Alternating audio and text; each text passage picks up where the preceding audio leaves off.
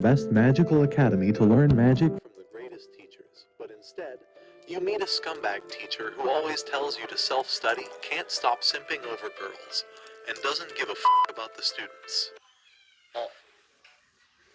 すまん、邪魔したわ。Late one night, a boy was deeply into reading a manga about a magician and a demon king. A blonde girl stood next to him, listening closely. When he finished, he admired the magician's bravery for standing up to the demon king.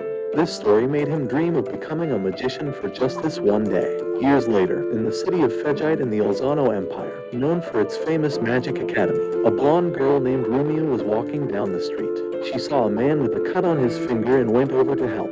She used her magic to heal him, and he was amazed by her powers. Rumia asked him to keep it a secret because using magic outside the academy was against the rules. Just then, her friend Sistine joined her, and they walked to the academy together. Sistine wondered why their teacher, Mr. Huey, had suddenly quit before the new school year, and Rumia said a substitute teacher would be taking over. As they walked, an ugly, messy, disgusting-looking guy ran toward them. Shocked, Sistine used her wind magic to throw his ugly ass into the air and drop him into a fountain.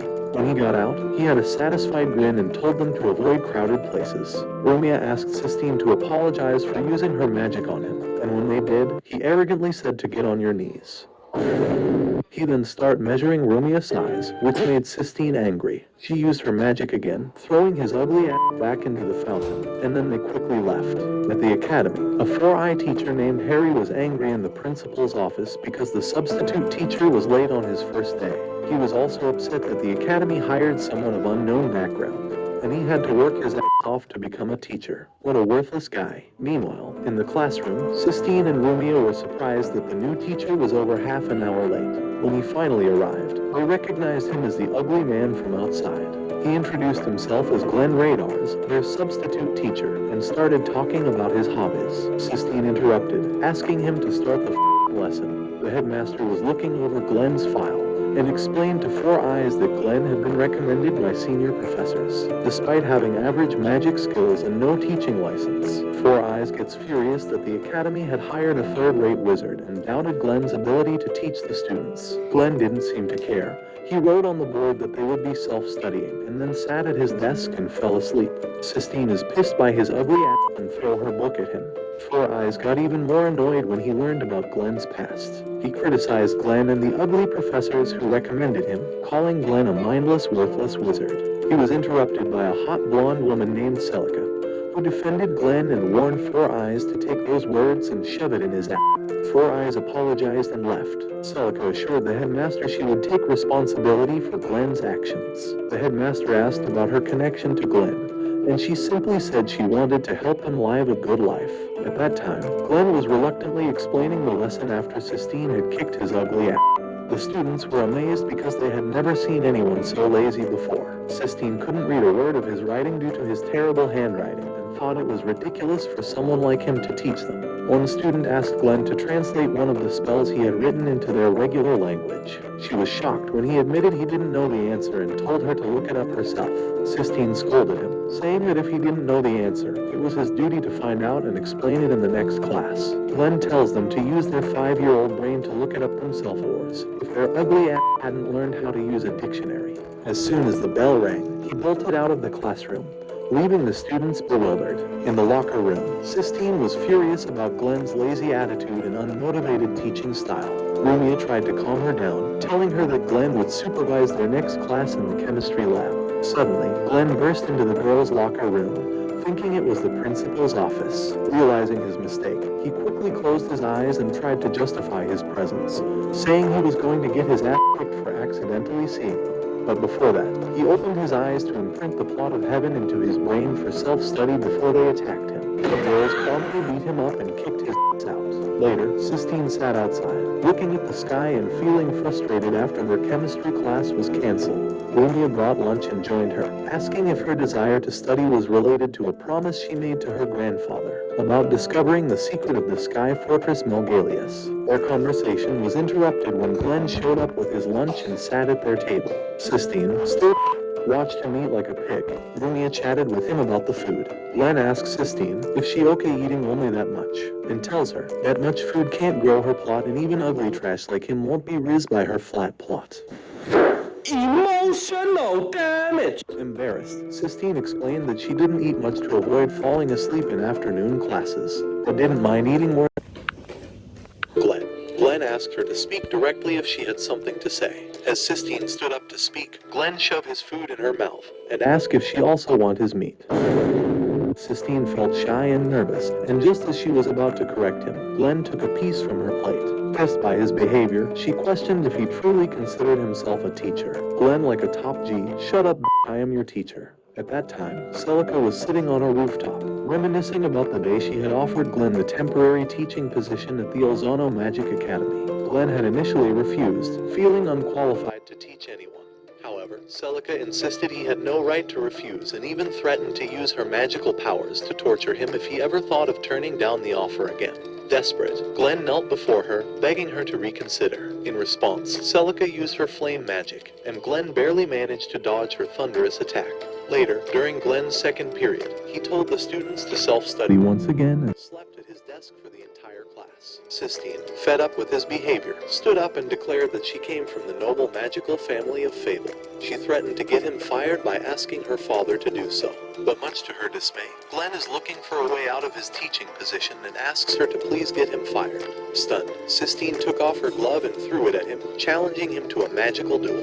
Rumia, shocked, asked her to apologize and retract the challenge, but the other students were excited. Glenn asked Sistine what she wanted, and she demanded he improve his behavior and take his responsibilities seriously. He agreed, but on the condition that if he won, she would fulfill any request he had. As Glenn looked at Sistine, he remembered a woman from his past with similar tsundere. Picking up the glove, he accepted her challenge. That evening, in the academy courtyard, Glenn stood in front of Sistine as the class watched.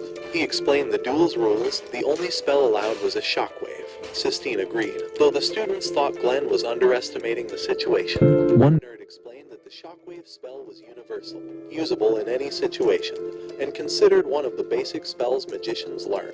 The duel would be decided by who could reduce the spell's incantation to a single line and say it quickly. Sistine felt a bit nervous but resolved not to back down. She attacked Glenn with the shockwave, hitting him easily.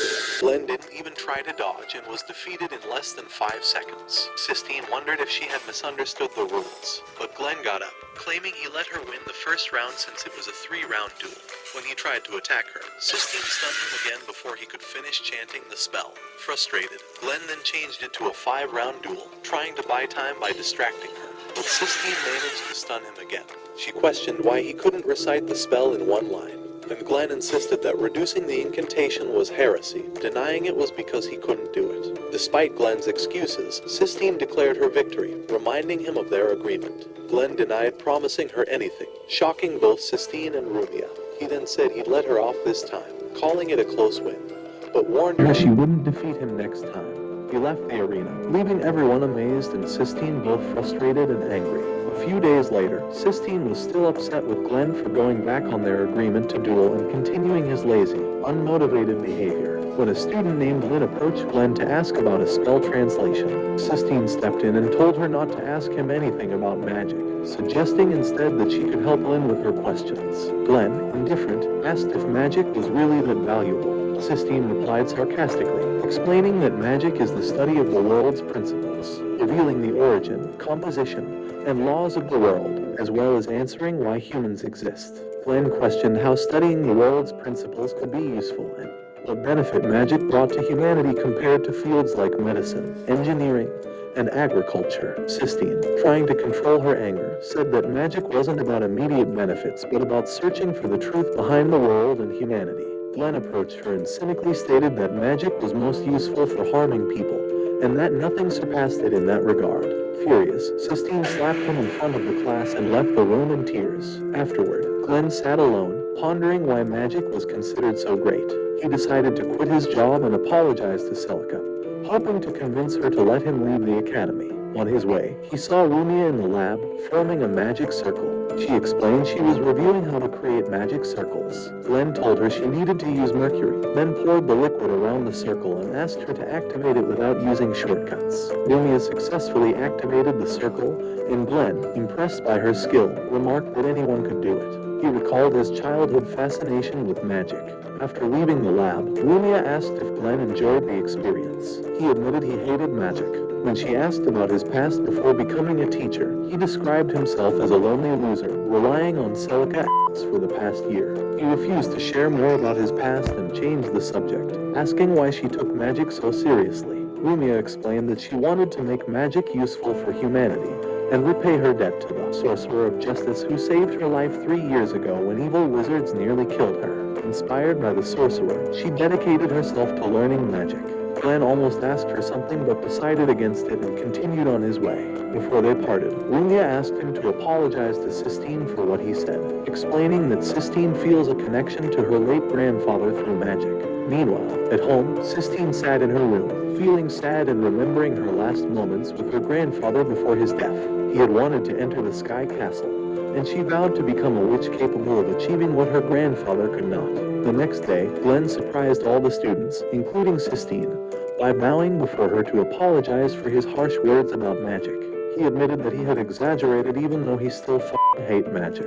Before the class started, he addressed the students, calling them stupid for not knowing much about magic before joining the academy. One student mocked him, pointing out that he was a third-rate wizard who couldn't master a simple spell like Shockwave. In response, Glenn decided to shut his trash by showing his abilities. He recited the spell without using shorthand, wrote it on the board, and asked them what would happen if they recited it in 4 parts instead of 3. He then showed them that the spell would change direction to the right when recited in 4 parts, proving it with a practical demonstration. The students were astonished as Glenn continued to explain the spell, showing what happens when it's recited in different parts. He emphasized that mastering magic involves being able to use it in various forms. He told them that magic is essentially the investigation of the human mind and an advanced form of self-suggestion. Turning to Sistine, he said he fell in love with her at first sight, making her blush with embarrassment. He then explained to the class how words can influence the mind, further irritating Sistine. Moving with her look in frustration, Glenn continued his lesson, demonstrating that he could activate the spell with minimal effort. He explained that magic reshapes their subconscious through phrases, and that reference books alone wouldn't teach them magic properly. He promised to teach them the basics to become true magicians. Meanwhile, in the headmaster's office, Celica was delighted to hear that Glenn had become a popular teacher, with students from other classes watching his explanations. Four Eyes, however, was irritated. Celica proudly mentioned that Glenn was her student, and she had taught him everything from scratch. At the end of the school day, Glenn stood looking up at the sky, contemplating his future as a teacher. His thoughts were interrupted by Celica, who expressed her happiness with his new role and asked him to give his class extra lessons to catch up. Romeo and Sistine then approached, wanting to ask Glenn about something in the curriculum. Glenn felt proud of his status as a teacher, but Sistine bluntly told him he was the last person she wanted to ask for help. Later, at home, Sistine admitted that Glenn's explanation was amazing, but she still found him annoying on a personal level. Romeo reminisced about their early days in the house didn't get along but had since become best friends. She expressed confidence that Sistine and Glenn would eventually get along as well. Meanwhile, in an alleyway, 2 men were conspiring about a plan related to the academy, with one of them stating that their plan would succeed at the academy meeting the next day. The next day, Glenn was running as fast as he could to the academy because, as usual, he was late. But when he got there, he was shocked to find the entire place empty. No students, no teachers. Spotting someone in a nearby alley, Glenn called out to them. The person stepped forward, complimenting Glenn on being smart despite being a worthless third-rate magician. When Glenn asked who he was, the stranger said it didn't matter because he was going to kill him anyway and send him to the afterlife. With that, he attacked Glenn with magic. Meanwhile, the students were waiting for Glenn in the classroom. How Glenn had recently become more popular at the academy. Suddenly, 2 mysterious men walked into the room, claiming they were there because Glenn was busy. Sistine immediately told them that strangers weren't allowed in the academy's classrooms. One of the men used the spell to shut her up without hurting her, and Sistine was shocked to see he was using military-level magic. They then announced they were there for Rumia. Scared, Rumia stayed quiet. The man wandered through the room, asking the students where Rumia was. Sistine bravely asked what they wanted with her, and the man mocked her before threatening to her. Rumia finally revealed herself to protect her classmates, and then demanded that Rumia come with them. Sistine tried to stop her, but Rumia told her not to worry because she was sure Glenn would save them. The men smugly said they had already dealt with Glenn. They then called Rumia by her real name, Hermione, and said she shouldn't be alive. One of them grabbed Sistine and tied her up in a lab, clearly planning to destroy her plot. Though Sistine tried to act tough, she started to benchmark on the captive's shoulder and immediately called Celica through his bracelet. He informed her about the situation and revealed that the intruder was a member of the Divine Wisdom Seekers, a secret society of dark wizards. Glenn requested Celica to call for support from the Mage Court and to investigate if any of the Academy's professors were involved with the society, as it seemed impossible for the intruders to breach the Academy's magical defenses so easily. However, Celica explained that such a request would be difficult to fulfill. Glenn insisted, pointing out that the students' lives were at stake, but Celica reminded him that she was just a teacher now and lacked the authority to grant his request. She urged him to hang on until she could arrive, speculating that the intruders might have sabotaged the Academy's teleportation system, and warned him not to die before she got there. Sistine, feeling desperate about Romeo's safety, decided to go after her without waiting for help, but Glenn stopped her, warning that it would be too dangerous. Frustrated, Sistine admitted that maybe Glenn was right about magic being useless, especially if it couldn't save Romeo. Glenn started giving some motivational speak, reminding Sistine that Romeo wanted to understand magic to make it helpful for others and promising that he wouldn't let her die or be taken by the kidnappers. Their conversation was abruptly interrupted by the intruder's hysterical laughter. The intruder mocked Glenn, calling him an evil soul snatcher like themselves, and then claimed that this was the summoning magic of their leader, Rick. Suddenly, skeletons began to appear, advancing toward them. To everyone's surprise, one of the skeletons turned on the intruder, finishing him off with a single sword strike. Sistine, shocked by the attack, reinforced Glenn's fists with magic, and he punched the skeleton, smashing its head. They quickly escaped the lab, with Glenn asking Sistine to use her storm spell to cover their retreat while he distracted the enemies. He threatened to give her failing blades if she couldn't execute it as he had taught them. While Glenn began attacking the skeletons to buy time, Sistine focused on visualizing the power she had seen Glenn and Rumia display, trying to channel it into her magic. Once Sistine had prepared her spell, Glenn moved to a safe distance. Sistine unleashed her storm spell, but to her surprise, the skeletons remained standing. Glenn reassured her that she had done well and urged her to keep going. He then pulled out a red stone from his pocket and activated a powerful black magic spell, firing an extinction ray that obliterated the skeletons and part of the academy, leaving Sistine stunned. However, using the spell took a heavy toll on Glenn, causing him to collapse, pale and bleeding from his mouth. He explained that the spell had been too much for him to handle, but he managed to get back on his feet, urging Sistine that they needed to move to a safer place. Their conversation was suddenly interrupted by the leader of the intruders, who was impressed that a third-rate mage like Glenn could use such a powerful spell and defeat his followers. Glenn noticed the leader was surrounded by enchanted swords and asked Sistine if she had enough energy left to use a dispel spell. Sistine, exhausted, doubted she could do it since she had nearly depleted her magic. Realizing this, Glenn pushed her away, making her fall into the trees, before facing the leader alone. Later, he was aware of the Trickster's World spell, which could undo magic but not reverse spells that had already been cast. The leader then attacked Glenn with his swords, severely wounding him in the chest. Glenn struggled to come up with a strategy to counter the magic swords, attempting to cast the spell only for the leader to cancel it before it could be activated. The leader laughed at Glenn's slow spellcasting, but just as he was about to strike, Glenn surprised him by using the super light spear spell. The leader narrowly dodged it and sarcastically praised Glenn's cleverness, taunting him by offering him 2 ways to die. Glenn responded by declaring that he was just a temporary mage, nothing more. The leader launched another attack, piercing Glenn's body with his swords. As Glenn chanted a dispel spell, the leader mocked him, saying he didn't have enough power to complete it. But at that moment, Sistine returned, using her remaining strength to cast the dispel spell and neutralize the magic swords. Seizing the opportunity, Glenn grabbed one of the swords and charged at the leader. When the leader tried to reactivate his swords, Glenn used his Fool Arcana to nullify all magic in the area, and then plunged the sword into the leader, defeating him. As Sistine approached, Glenn expressed surprise that she had understood his intentions when he pushed her away earlier. He admitted that he was only 70% sure she wouldn't misunderstand him. As they started to move, Sistine warned Glenn that he was in no shape to fight anymore. Glenn, feeling the pain, collapsed, and Sistine quickly grabbed his hand, trying to heal his injuries. While she worked, Glenn had flashbacks to his younger days when he dreamed of becoming a wizard of justice. These memories overwhelmed him, and he passed out. When Glenn woke up later, he found Sistine asleep beside him. Celica contacted him and informed him that the Academy's teleportation circuits had been tampered with. and the security barrier was now set to trap everyone inside.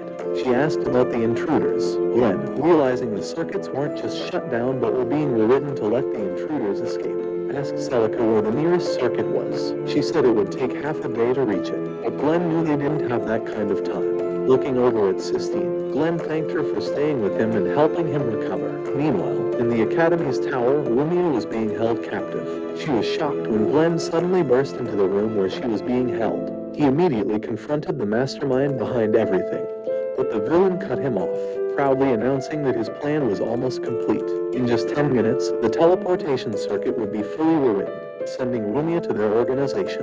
The mastermind also revealed that he intended to sacrifice himself, using his magic to create a massive explosion that would destroy the Academy. Glenn was stunned when Lumia called out to Huey, pleading with him to stop. Huey explained that he had been placed in the Academy years ago as a human bomb, waiting for the perfect moment. He taunted Glenn, saying he could either try to stop the teleportation or let the Academy be destroyed. Despite Huey's threats, Glenn was determined to stop him. He bit his hand until it bled and used his blood to deactivate the first layer of the teleportation circle. Huey warned that only one of the 5 layers had been disabled, but Glenn kept going, determined to finish the job. As Glenn struggled, Lumia begged him to stop, fearing he would die if he kept pushing himself. But Glenn was resolute, telling her that he had always wanted to be a wizard of justice, and was ready to die for that cause. By the time he reached the final layer, Glenn was coughing up blood and barely able to move. He crawled toward the circle, but he passed out before he could complete the spell. Seeing Glenn collapse, Lumia sprang into action. She reached out and used her healing powers to revive him, encouraging him not to give up. When Glenn woke up, he felt a surge of energy and realized that Lumia had the ability to amplify a mage's power just by touching them. With her help, he managed to neutralize the teleportation circle, stopping both the explosion and Lumia's abduction. Huey, now defeated, admitted that he had lost and questioned whether he should follow his orders and die or defy them. Glenn approached him and told him he would pay for his actions. He then delivered a final punch, knocking Huey out. A short while later, Sistine arrived at the top of the tower, finding Huey unconscious and Glenn resting in Lumia's arms. Glenn gestured for Sistine to be quiet so he could rest. After the ordeal, Glenn sat quietly, thinking about how Lumia was actually Princess Hermione. The princess believed to have died from an illness 3 years ago. Celica confirmed that only she and the principal knew the truth. She then asked Glenn why he chose to stay on as a teacher after initially rejecting the job. Looking down at Lumia and Sistine waving at him from below, Glenn smiled and said he decided to stay to see what they would accomplish, and maybe to enjoy wasting a bit of time with them. A few days after the intruder incident, Commander Zelos, head of the Imperial Guard, visited Queen Alicia to discuss her upcoming visit to the Elzano Magic Academy. He assured her that he would be in charge of her security during the visit. When he started to bring up the fact that Princess Hermione was at the academy, the Queen cut him off, saying she already knew. She reflected that, after 3 years, the princess might resent her, but she was glad Hermione was living a peaceful life. Meanwhile, Glenn was in the principal's office, begging for an advance on his salary because he was broke and starving. Celica, who was there too, pointed out that Glenn's money problems were the result of his own laziness and lack of effort at the start of the school year. Glenn tried to argue, but the principal interrupted and suggested that Glenn could earn some extra money by entering his class in the upcoming magic competition and winning. Glenn thought it was a good idea. At the same time, Sistine and Romeo were trying to get students to sign up for the magic competition, but no one seemed interested. They thought they had no chance of winning. Suddenly, Glenn burst into the classroom, full of energy, and announced that he would get everyone to participate. Sistine worried that Glenn might make things worse, but he confidently grabbed the sign-up sheet and promised the students that they would win. Glenn began assigning roles, placing Sistine and her classmates Gibble and Cash in the most challenging matches and assigning Rumia to the mental defense fights. One student, Wendy, complained about being given the task of deciphering symbols, but Glenn explained that, even though she was sometimes clumsy and nervous, she was actually very good at spells and could help them earn a lot of points. Sistine realized that Glenn had been paying attention to everyone's strengths and weaknesses, and she started to see that he wasn't as careless as he seemed. Sistine then suggested that only the top students should compete in all the events, just like other departments do every year. Glenn felt a bit anxious about disagreeing with her, but he stuck to his plan of having everyone participate to help them grow stronger and gain experience. After leaving the classroom, Glenn started to worry that his plan might not work since other departments usually focus on their best students. As Glenn walked through the academy,